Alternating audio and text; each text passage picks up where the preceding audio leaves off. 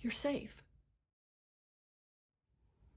And then we start to develop this emotional sense of self who takes all of that, internalizes it, and the voices that we're taught, the beliefs that we're taught, is turned around on the other sense of self. So you have a me and you have a myself. You have a body and you have a mental concept that doesn't feel enough, that is terrified, that views the world as a scary place.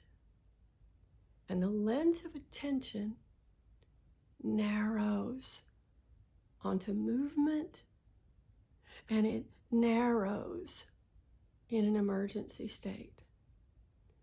So at one point in time, that emergency was real, but the mind perceives a mental emergency. This is my fault. I'm bad. This is happening because I'm worthless. I don't deserve love. And the function of the lens of attention is to narrow to find a solution. But since none of those beliefs are actually true, we adopted it out of survival to make sense of what was happening. We were innocent children trying to make sense. So the lens of attention, yes, it narrows when the physical body is being threatened to figure out what to do.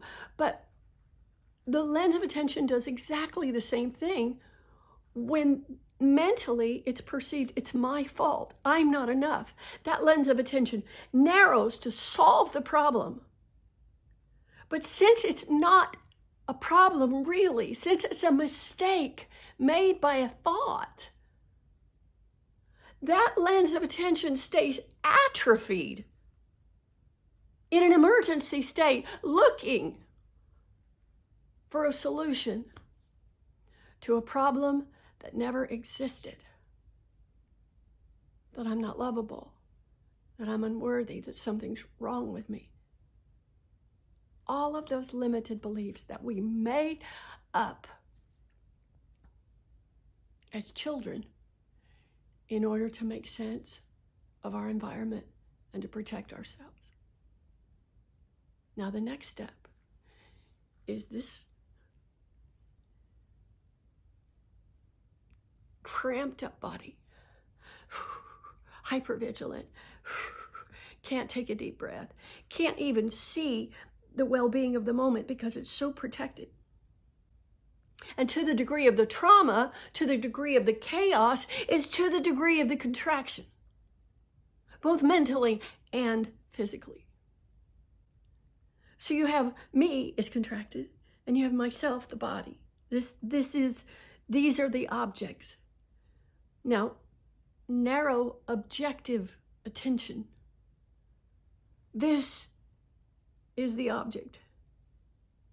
And a narrowed lens of attention in the emotional, mentally created belief system puts anxiety on top of the already clenched body, on top of the hypervigilant. And now you've got a double whammy. And because these thoughts are so fearful, what they're afraid of is their vulnerability. They're afraid to feel. So this, me, is afraid to feel myself. This hates myself. Why does it hate it? Why do we make up the story of I hate myself? Because it's painful. And then we cut ourselves off like this. And this becomes one entity, and that becomes another. I hate myself. I am hard on myself. And this is a belief system. And every time this belief system mimics what was done to us, or says again the untruth, the misperception, the mistake that I'm not worthy, just like any little creature, if you said the things that are in the mind that aren't true to an innocent child, what would their body do?